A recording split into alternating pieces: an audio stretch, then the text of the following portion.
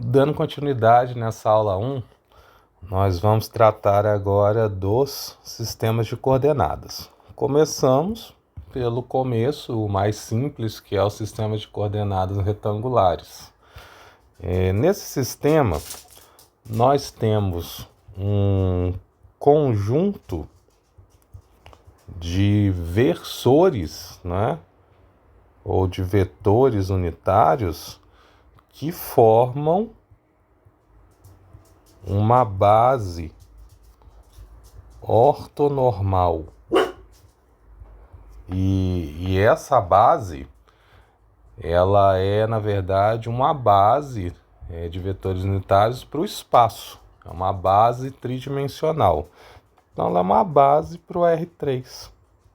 E essa base é formada pelos vetores unitários IJK. Nós tratamos alguma coisa na aula passada, só que ainda foi muito inicial, né? A ideia, na verdade, era apresentar algumas características de vetores. Agora, especificamente, nós falamos dos unitários, assim, na sua função. Então, uma coisa que vocês precisam pensar é, o vetor unitário, ele é um versor. E ele é um versor para o espaço, no caso aqui das coordenadas retangulares. E ele está associado com uma estrutura. Então, pensem no seguinte. Quando eu escrevo aquele vetor V igual a Vxi mais Vyj mais Vzk, eu estou escrevendo algo muito específico, né? Eu estou querendo dizer que o Vx está relacionado com o unitário I, o Vy com J e o Vzk. Agora, quem é IJK? O unitário I, ele se relaciona com o eixo X, o unitário J com o eixo Y e o unitário K com o eixo Z. Como que isso funciona? Basicamente, eu vou pegar uma reta aqui. Então vamos pensar nessa reta. E aí nós vamos criar um vetor unitário aqui, que eu vou chamar de I. I vale 1, porque ele é unitário. Se eu criar vários pequenos vetores unitários, o que vai acontecer? Eu posso criar medidas, né? Então aqui é o 0, aqui é 1, aqui é 2, aqui é 3, aqui é 4, 5, 6 e assim vai. E o eixo é, na verdade, desse jeito, né? Então eu tenho as medidas. Cada medida corresponde a um vetor unitário. Então, se eu escrevo um vetor assim, e esse aqui é o meu eixo X, eu posso dizer que esse vetor é 5i, porque ele tem 5 unidades de vetores unitários i. Então ele é 5i. Se fosse nesse eixo aqui, cadê? Se fosse nesse eixo aqui, eu poderia escrever 5j. Se fosse vertical, eu poderia escrever 5k. E a partir disso vem essa escrita, né? Então, quando eu escrevo um vetor, por exemplo, A igual a 5i mais 4j, quer dizer que esse vetor unitário, ou melhor, quer dizer que esse vetor ele possui duas direções. Uma direção em i, que é o eixo x, e outra direção em j, que é no eixo y. Então, quer dizer, é um vetor bidimensional. Se eu acrescento mais uma componente, no caso aqui agora menos 2k, quer dizer que ele está apontando para baixo no eixo z, e agora ele é um vetor tridimensional. Então, isso é bastante relevante para a gente. Quando nós pensamos em somar, né, esses vetores, ou até mesmo localizar eles no espaço, né, essa soma ela vai ser dada através de componentes. Então, se eu tenho um vetor C que eu quero somar com o vetor A mais B, eu vou precisar realizar essa soma através das suas componentes. E aí, lembrando que A é AXI mais AYJ mais AZK. E B é BXI mais BYJ mais BZK. Toda vez que a gente for fazer essa soma, a gente vai fazer na direção, quando eles estão um em cima do outro desse jeito, é só fazer na direção vertical. Então eu somo as mesmas componentes, I com I, J com J, K com K. Aí a partir disso eu tenho que o vetor C é AX mais BX em I, mais AY mais BY em J, mais AZ mais BZ em K. De uma forma numérica, que é mais visual, mas até aproveitando aqui, ó, esse vetor aqui seria, numa nova nomenclatura, né, ele seria o CX. Aqui eu teria o CY e aqui o CZ. Agora, para a gente pensar de forma numérica, pense que um vetor 5i mais 4j é o vetor A, e o vetor menos 2i mais 2j mais 3k é o vetor B. Então, o vetor C, que é a soma de i com i. 5 mais menos 2 é 3, então 3i. 4 mais 2 é 6, 6j. E o K, o A não tem K, mas não tem problema. Você vai somar 0 mais o K do B. Então, essa é um exemplo de como fazer, né, essa soma. Nós vimos também de modo bidimensional como fazer a soma através da regra, seria basicamente uma regra do triângulo, né? E agora eu quero que a gente enxergue como que ficaria isso independente dos ângulos, tá? Por isso que eu estou até apagando eles. Mas como que ficaria isso de um modo tridimensional? Então observe o seguinte: o primeiro vetor é o vetor A, ele está no plano XY. O segundo vetor é o vetor B. E a soma, que é o azul, é o vetor C. Então, de forma geométrica, isso aqui é o que está acontecendo, né? Eu estou somando esses vetores de modo que eu obtenha um novo vetor. Cada um desses vetores possui suas componentes em 2 ou 3 dimensões.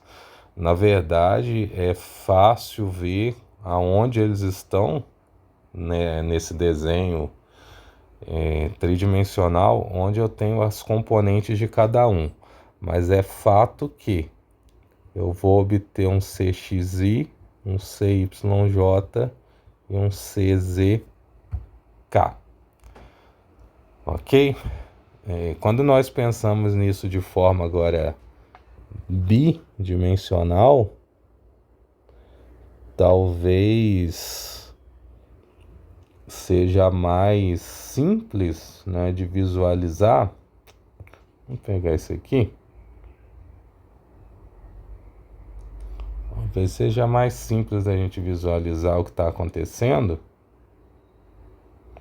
porque você consegue visualizar, né, essas componentes de uma maneira mais simples. Então vamos pegar uma reta verde também. E aí eu tenho aqui dois vetores, né? Um vetor A, um vetor B e um vetor C que corresponde à soma deles. Só que aqui, olha como que é mais fácil. Aqui eu tenho A, que eu tenho B, que eu tenho C. Então percebe que daqui até aqui eu tenho AX. Daqui até aqui eu tenho BX. Esse pedacinho aqui é o AY. e esse outro é o BY. Então, o que que eu vejo? A soma em J é AY mais BY. A soma em I é AX mais BX. E a partir disso, eu consigo criar, né, e determinar o módulo de C, quer dizer, o tamanho desse vetor, que seria AX mais BX ao quadrado, mais AY mais BY ao quadrado. Tirando a raiz disso, eu tenho o módulo desse vetor, né? De modo generalizado, para esse vetor C aqui do lado, que não é bidimensional, mas é tri, eu também consigo fazer a mesma coisa. Só que agora as componentes são cx ao quadrado, cy ao quadrado, cz ao quadrado. E aí eu obtenho as mesmas características. Acrescentando mais uma ideia, que seria agora dos vetores unitários, né? Tem aqui os três vetores unitários, o I, o J e o K.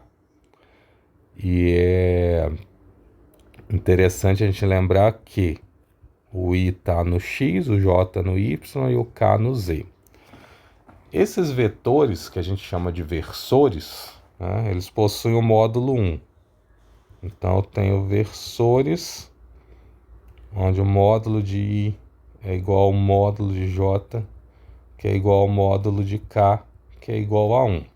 E aí, para quem prestou mais atenção, vocês devem ter observado aqui em cima, ó, que eu sumi com esse I, sumi com I, com J, com K. Aqui eu ainda mantive, mas aqui sumiu, ó. Não tem nenhum. Cadê o I, cadê o J, cadê o K? Onde que foi parar essa nomenclatura? Ó? IJK, IJK, ela sempre está aqui. Mas aqui embaixo ela sumiu, né? Por que que isso acontece? Nós temos uma relação entre os vetores que é a seguinte, os versores, né? I é ortogonal a J, J é ortogonal a K e K é ortogonal a I, da mesma forma que I é ortogonal a K. E através de um produto, que é o produto escalar, o que que nós vemos? Quando eu tenho I quadrado, né? No caso aqui, voltando, quando eu elevei isso tudo ao quadrado, na verdade aqui já tem um quadrado, eu tenho I ao quadrado. I ao quadrado é I vezes I. Da mesma forma, eu vou ter J vezes J e eu vou ter K vezes K. Todos esses resultados dão 1. Então, toda vez que eu tenho dois vetores unitários multiplicando um pelo outro, isso vai ser 1. E por que que isso vai ser 1? Lembrando que, né, o produto escalar é módulo de A, módulo de B vezes cosseno de θ. Quando θ é 0, cosseno de 0 é 1. E o módulo de cada vetor unitário é 1. Então o resultado é 1. Quando θ é 90, que é o π sobre 2, cosseno de π sobre 2 é 0. Então isso anula, né, essa conta. E aí, a partir disso, nós temos que toda vez que os vetores são ortogonais, fazem ângulos de 90 graus, o produto escalar deles é nulo. Então, I vezes J, J vezes I é 0. I vezes K é igual a K vezes I, que é 0. E J vezes K é igual a K vezes J, que também é 0, né? Todas essas situações eu vou ter a anulação desses vetores. E por que que isso é útil? Porque em muitas situações nós vamos multiplicar de modo escalar o vetor A pelo vetor B. E aí, quando eu fizer essa multiplicação, o que que eu tenho? Eu tenho AXI mais AYJ mais AZK vezes BXI mais BYJ mais BZ em K. E aí observa que o AX vai multiplicar o BX, o BY, o BZ, o AY, o BX, o BY e o BZ, e o AZ, o BX, o BY e o BZ. Então percebam que vai ficar uma conta assim grande, né? Então observa aqui que a gente tem esse produto escalar de A por B vai ser AXI BXI mais AXI BYJ mais AXI BZK. Depois o AYJ vezes o BXI mais o AYJ vezes o BYJ mais AYJ BZK. Depois o AZK vezes o BXI AZK BYJ e AZK BZK. Daqui dessas propriedades de cima, né, dessas e dessas, o que que nós vemos?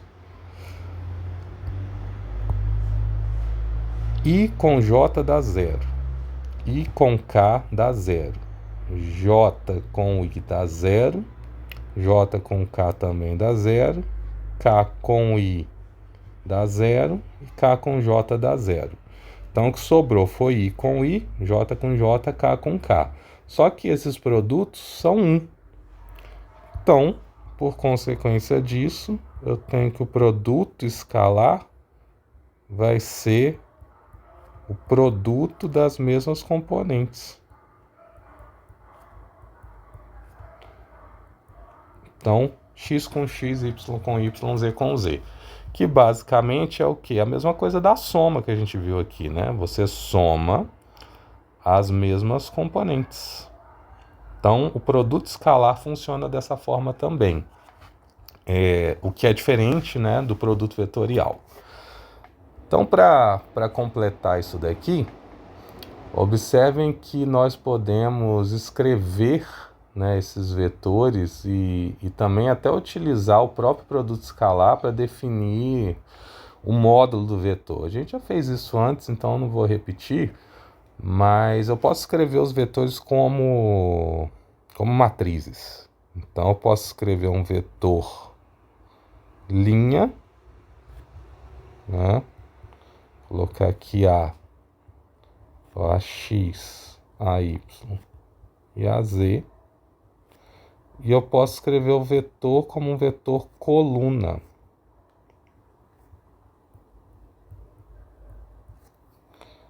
E aí eu vou escrever um vetor b. X, b, y, b, z. Percebe que quando a gente escreve assim, você não precisa colocar os I, J e K, porque isso já está subentendido. Isso aqui está subentendido, que aqui é I, que aqui é J, que aqui é K. Mesma coisa na vertical. Mas vamos ver que interessante que se eu fizer o produto escalar no modo de matrizes, toda essa conta que a gente fez em cima, ela não é necessária. Então, como que a gente vai multiplicar as matrizes, né? Linha por coluna e somar cada multiplicação. Então, eu tenho AX por BX, mais AY por BY, mais AZ por BZ. E aí, basicamente a gente obteve a mesma resposta aqui de cima, sem fazer essa conta toda. Lembrando de algumas propriedades aqui das matrizes, né? Essa multiplicação, eu tenho uma matriz 1 por 3 que multiplica uma matriz 3 por 1, onde o primeiro número indica a linha e o segundo a coluna. A coluna da primeira e a linha da segunda precisam corresponder. Então, nós temos essa correspondência, eu posso multiplicar. A resposta é a linha da primeira com a coluna da segunda. Então, quer dizer que eu vou obter uma matriz 1 por 1. Que isso aqui é um número só, né? Se tivesse numérico, a gente ia somar e obter o seu resultado. Bom, então esse foi o sistema de coordenadas retangulares. Nosso próximo sistema é o de coordenadas polares. Quando eu penso no sistema de coordenadas polares, eu vou ter um sistema que envolve ângulos. E aí eu vou ter a seguinte correspondência. O meu ponto XY, ele vai corresponder a um ponto ρθ, onde ρ indica o raio e θ o ângulo. E talvez seja bem lógico, né, que esse sistema ele é um sistema em R2 e ele vai ter dois vetores unitários, o ρ e o θ. Então esse não é um sistema ele não é um sistema tridimensional, ok? E aí eu tenho duas características aqui que são relevantes. Vamos criar mais um eixo aqui.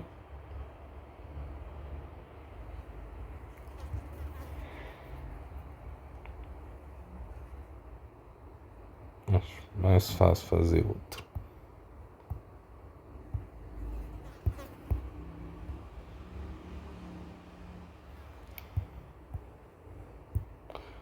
Dentro desse eixo,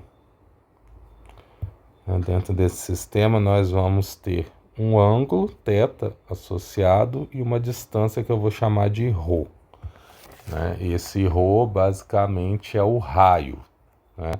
Esse tipo de sistema de coordenadas polares é como se eu estivesse associando aqui uma circunferência, né, nesse sistema. Vou mudar a cor dela, vou colocar laranja. Então, basicamente eu tenho aqui uma circunferência e esse ρ é o raio dessa circunferência, né? Conforme ela vai, eu vou rodando, né, isso daqui,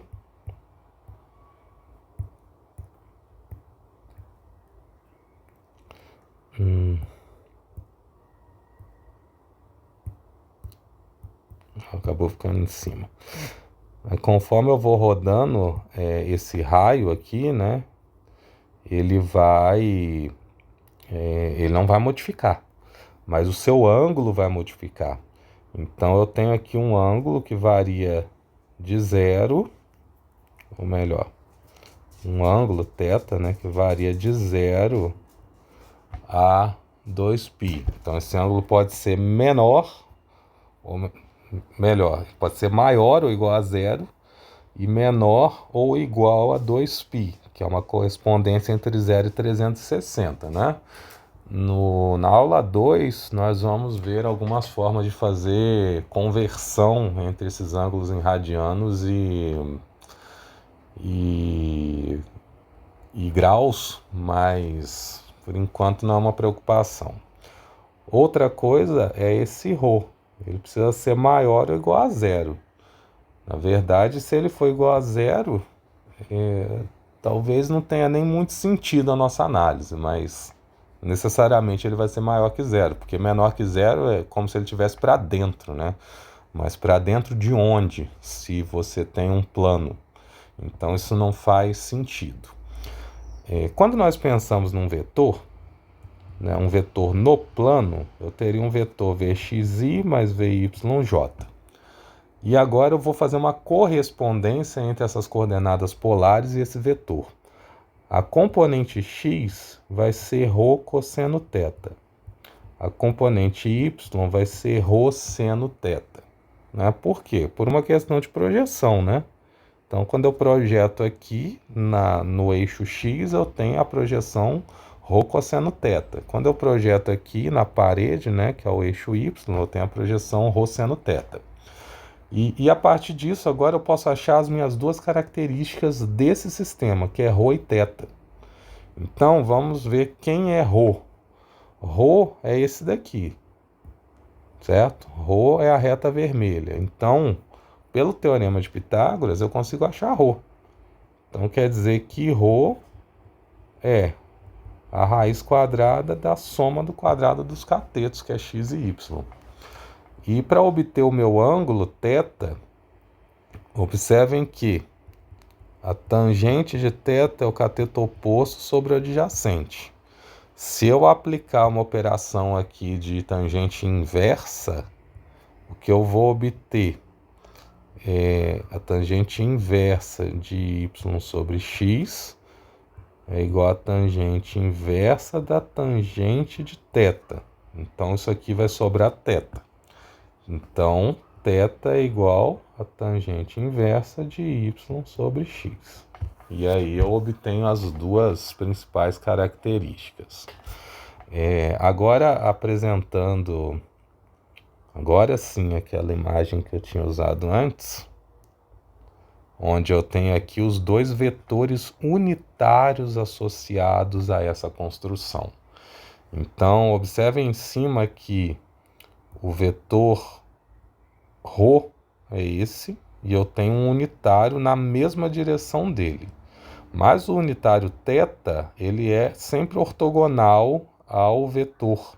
Então, ele vai estar sempre ortogonal aqui, ó, ao ponto no círculo. É como se ele fosse rodando conforme o círculo vai, o raio vai rodando dentro dessa circunferência, certo? E uma das nossas tarefas seria identificar quem é esse vetor unitário, ρ. Né? Nós sabemos que ρ é, ou melhor, o unitário, né? Ele é o vetor dividido pelo seu módulo. Então, quem é ρ? Fica essa pergunta. Se a gente escrever ele na forma de cartesianas, né?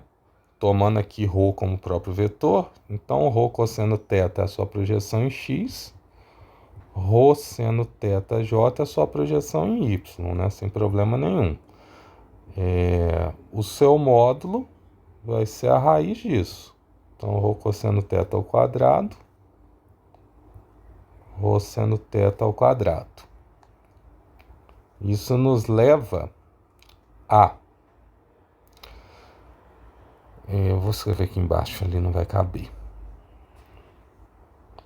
Em cima continua a mesma coisa. Mas embaixo, observem o seguinte. Ρ cosseno θ ao quadrado vai dar ρ quadrado cosseno quadrado. Ρ seno θ ao quadrado vai ρ quadrado seno quadrado. Então, eu vou tirar esse ρ que está comum e vou colocar ele aqui. E aí, o que vai sobrar aqui dentro é cosseno quadrado mais seno quadrado. Essa propriedade aqui, ela é 1. Então, o que sobrou ali dentro foi o ρ. Mas,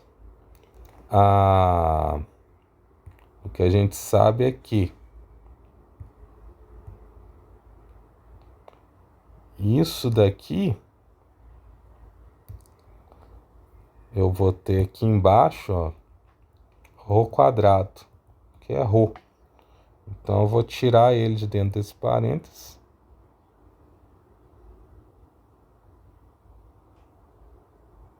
E vai me sobrar ρ. Esse ρ simplifica todos esses ρs de cima, tá? Faltou o j. E aí, o que vai sobrar? Cosseno de θi mais seno de θj. Então, o unitário ρ é esse, né? Nos resta encontrar o unitário θ. Só que o unitário θ, ele tem uma característica. Ele é ortogonal a ρ. E como ele é ortogonal a ρ, se você fizer o produto escalar, ele tem que dar zero. Então, nosso objetivo é calcular esse produto escalar. Nós sabemos que ρ é cosseno θi mais seno θj. E o θ a gente não sabe. Então, eu vou escrever θi 1 e θj 2. Isso tudo é igual a zero. Quando a gente multiplicar os unitários i com i e j com j, isso vai dar 1. Então, o que vai sobrar para a gente aqui? Lembrando que os ortogonais vão dar zero, né? Então, eu tenho cosseno de θ vezes θ1 mais seno de θ vezes θ2. E isso é igual a zero. Daqui nós vamos ter duas opções, né? Mas a que eu acho assim, mais interessante para a nossa visualização é o seguinte, que os valores de θ1 e θ2 são correspondentes aos que eu estou vendo do outro lado. Então, θ1 corresponde ao menos seno e θ2 corresponde ao cosseno. Existe outra interpretação, mas para o propósito da nossa situação, ela não seria correta. Então, o que a gente encontra é que o unitário θ é menos seno de θi mais cosseno de θj. A partir disso, né, nós concluímos aqui essa ideia em relação às coordenadas polares. E é relevante, né, que nós conseguimos raciocinar através aqui dessa imagem que esses dois vetores unitários, que são o ρ e o θ, eles são novos vetores unitários. Então percebam que eles estão rodando, né, em torno desse círculo. E o i e j estão aqui no eixo x e y. Então eu tenho aqui novos vetores unitários. E a partir disso eu consigo fazer uma matriz de transformação. Então lembrem-se que ρ e θ são os unitários cosseno de θi mais seno de θj. E o θ é o seno de θi mais o cosseno de θj. E a partir disso eu consigo fazer, escrever isso aqui em matrizes, né? Qual é a correspondência entre coordenadas polares e coordenadas cartesianas.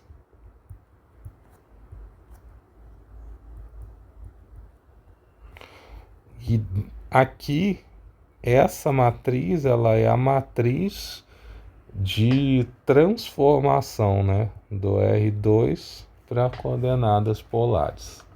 Eu posso fazer a mesma coisa, né, eu fiz essa daqui, e eu posso fazer essa outra, que agora ela vai corresponder de modo inverso, né, onde eu tenho um IJ, e esse IJ vai corresponder à matriz de transformação que eu quero encontrar, agora em função de ρ e θ como unitários. Relevante ainda a gente lembrar que ρ e θ são unitários, então eles possuem aquelas características. O módulo deles é 1, e toda vez que eu multiplicar ρ por ρ, θ por θ, eu vou ter 1. Isso quer dizer que o produto escalar entre eles, quando eu tenho ρ com θ ou θ com ρ, isso vai ser 0, porque eles são ortogonais. Bom, visto isso, nós seguimos para coordenadas agora cilíndricas.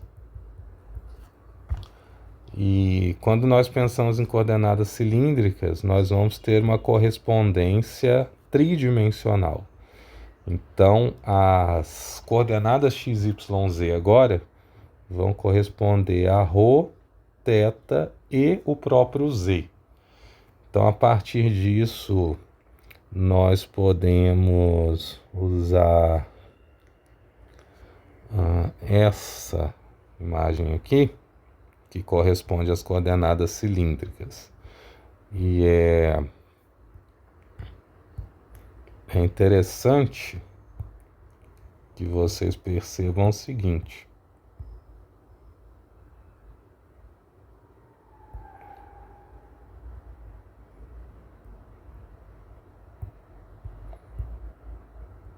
as coordenadas cilíndricas correspondem a um cilindro, né, necessariamente. Então é como se eu tivesse aqui um grande cilindro e dentro desse cilindro eu vou ter uma correspondência com os pontos que estão sendo apresentados aqui. O ruim é que esse cilindro aqui ele não modifica do jeito que eu quero, mas a ideia principal é: esse cilindro ele vai ter o seu eixo central no eixo, no 0 aqui, tá? E aí, a partir disso, eu vou ter uma correspondência do ponto dentro de alguma posição desse cilindro. Aí eu vou tirar ele aqui do caminho. Bom.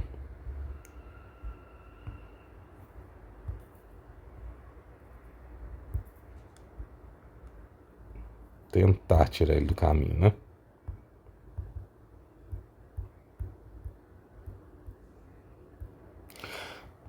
E nós vamos fazer o mesmo processo agora. Vamos encontrar correspondências entre x, y, z e essa base aqui. Lembrando que agora a minha base de vetores, né, minha base ortogonal, ela é uma base no R3 que possui os unitários ρ, θ e k. Então, isso daqui, as coordenadas cilíndricas, é uma soma de coordenadas polares com retangulares. Polar no plano e retangular na cota, na altura, né? Então, de novo, a gente consegue fazer aquela correspondência. Ρ cosseno θ, ρ seno θ para y, e o z é o próprio z. Então, é fácil, né? Quando nós pensamos agora no ρ, ele continua sendo x² mais y². O θ continua sendo a tangente inversa de y sobre x. E o z é o z. Então, continuamos com as mesmas características. Aqui eu não tenho a imagem que eu queria, mas quando a gente pensa em vetores unitários, eu vou desenhar aqui por cima.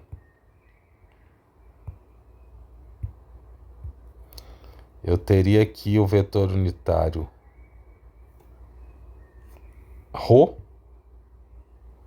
o vetor unitário θ, e o k está aqui, né? Ou aqui, tanto faz. Então percebam que aqui é o unitário ρ, aqui é o unitário θ ortogonal ao primeiro, e aqui é aquele unitário k do IJK. Então ele tem correspondência direta. Quando nós pensamos em unitários, né, nesses unitários, o ρ é o mesmo ρ que a gente achou antes. Cosseno θ i mais seno θj. O θ também é o mesmo θ que a gente achou antes. Menos seno θi cosseno θj. E o K é o K. Então, unitário K é K. E aí, a partir disso, a gente consegue montar aquela matriz também, né, de transformações. Só que agora, essa é uma matriz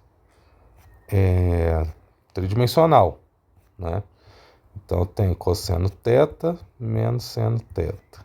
Seno θ, cosseno θ. E K, né? Que no caso aqui seria 1. Na verdade, né? Não vou usar o K, vou usar 1. Eita, mas tá abrindo tudo aqui, né? E o resto eu completo com 0, né? E aí, a partir disso, eu tenho uma correspondência com o IJK. E aí eu tenho essa matriz de transformação também. Lembrando que, de novo, nós temos unitários iguais com produtos escalares iguais a 1.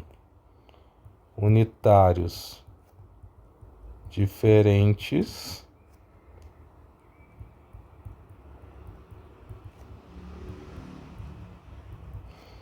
com produtos escalares iguais a 0. Né? Isso parece que é bobeira, mas quando vocês forem multiplicar os vetores, se você começa a fazer contas desnecessárias, você perde tempo, né? Então, essas contas desnecessárias, elas vêm de você não saber essas propriedades dos vetores unitários. Nós sempre estaremos em função dos vetores unitários. Nosso último sistema são as coordenadas esféricas. Então, dentro delas, nós vamos pensar a princípio com essa figura aqui. Observem o seguinte. Nós temos aqueles 3 pontos, né? X, Y e Z, que agora correspondem a outros 3 pontos, que vai ser o R, o θ e o φ. R não é ρ, tá? Então, nessa nomenclatura que eu estou usando, R e ρ não são a mesma coisa. Por quê? Vamos voltar aqui em cima. O ρ está no chão. Observa que a figura é praticamente a mesma. O ρ está aqui. O R está no espaço. O R não está nesse plano aqui de baixo. O R está no espaço, tá? Então, por isso, o ρ e R não são a mesma coisa. Quais são as características, então, que nós vamos levantar para cada um desses pontos? R, ele vai ser maior ou igual a 0. Θ, o θ não está mais no plano aqui de baixo, o θ está aqui agora, tá? Então, o θ, ele vai variar de 0 a 90.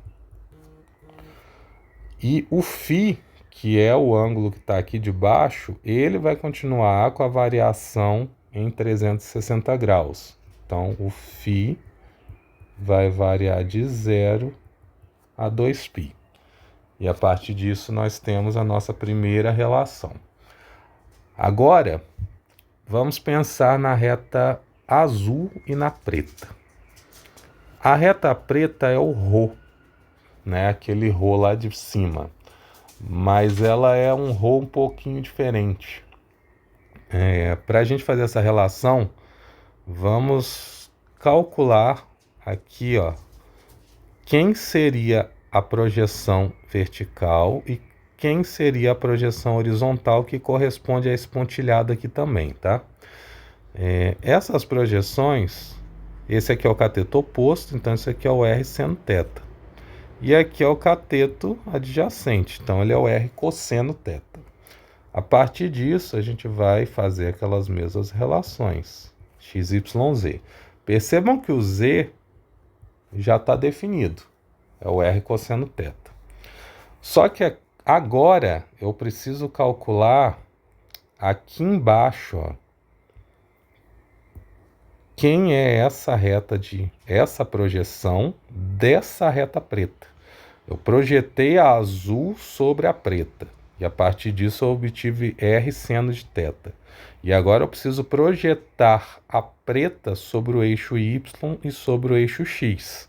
Para isso eu vou usar o ângulo φ. Então φ, o cosseno de φ está aqui. O seno de φ está aqui. E a partir disso eu posso escrever o seguinte. O R seno de θ, né, que é essa reta aqui, vezes o cosseno de φ é o eixo X, e vezes o seno de φ é o eixo Y. A partir disso, nós conseguimos escrever, então, R, θ e φ. R, ele basicamente é o teorema de Pitágoras, né? Só que agora é de uma forma tridimensional. Então, x² mais y² mais l², eu tiro as raízes correspondentes. Agora o θ, ou melhor, o φ, né? O φ é mais fácil. Vamos deixar o θ ali em cima quieto. Quem é o φ? O φ é aquele tangente inversa de y sobre x, né? Ela está aqui, né? Cadê? Aqui eu tenho y, aqui eu tenho x. Então, eu faço essa relação e obtenho esses valores. Agora o θ é um pouco mais complexo. Observa que essa reta, ela corresponde a x² mais y² se eu aplicar o teorema de Pitágoras no plano. Então, a partir disso, eu posso relacionar essa reta preta com a vermelha. Então, quando eu calculo agora a tangente, essa tangente vai ser a raiz de x, não vai dar para ver assim, raiz de x² mais y² dividido por z. Então, essa é a relação entre esses ângulos nesta situação agora tridimensional. Quando nós pensamos em coordenadas esféricas, nós estamos pensando numa esfera, né? Então, eu tenho aqui uma esfera. Essa esfera vai ter a sua coordenada, né? O seu raio. Esse raio pode girar agora em 360 graus no plano XY e em 90 graus no plano, ou melhor, 90 graus no plano que vai envolver o eixo Z e a reta, né? A reta R. E é lógico que a partir disso a coisa fica um pouco mais complexa, mas não há nenhuma dificuldade de nós fazermos essas contas, tá? O que nós vamos determinar agora? Quem são os unitários associados a esse tipo de sistema, que é o unitário R na direção do raio, o unitário θ ortogonal a esse raio e o unitário φ simultaneamente ortogonal a θ e a R. Então, eles vão rodar nesse sentido. Quando nós pensamos no unitário R, ele segue aquele mesmo princípio do que nós fizemos antes, né? Então, basicamente, ele é seno de θ cosseno de φ em I, seno de θ seno de φ em J e cosseno de θ em K. Né? Que basicamente, ó, é a soma de x, y, z. Ok? Quando nós pensamos agora no θ, Ou melhor, vamos no φ primeiro, porque o φ é mais fácil. O φ basicamente é aquela projeção da coordenada polar. Então eu tenho seno de φ em I mais cosseno de φ em J.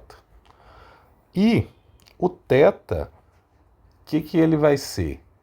Ele vai ser um valor que multiplicado pelo R, ele vai dar zero, né? Porque eles são ortogonais, então a sua multiplicação precisa ser zero. E aí, a partir disso, eu tenho cosseno φ, cosseno θ seno φ e menos seno θ. Quando eu faço essa multiplicação entre R e θ, vocês vão perceber que isso sim vai dar um valor que é nulo. Então, quando eu anulo, eu tenho a garantia que eles são ortogonais. E para finalizar essa parte, a partir disso eu garanto, né, uma matriz de transformação de R3 para esféricas, que seria essa matriz aqui com essas coordenadas de cima. Seno θ cosseno φ, seno θ seno φ, cosseno θ. Cosseno θ cosseno φ, cosseno θ seno φ e menos seno θ. E embaixo menos seno φ, cosseno φ e zero. Observem que nós temos aqui 3 colunas, tá? Essa daqui ficou perto, mas é uma terceira coluna. E mesmas características dadas antes. R vezes R é igual a θ vezes θ, que é igual a φ vezes φ unitários, todos iguais a 1. R vezes θ é igual a θ vezes R. R vezes φ unitário é igual a φ vezes R. E θ vezes φ é igual a φ vezes θ. Todos eles iguais a zero, porque são ortogonais entre si. Bom, com isso, nós encerramos essa parte de sistemas de coordenadas e nós vamos ter mais uma parte dessa aula que corresponde às grandezas escalares e vetoriais com seus correspondentes operadores, né? No caso, os operadores diferenciais para tratar de vetores. E aí nós terminamos essa primeira aula. Então, logo a sequência dela.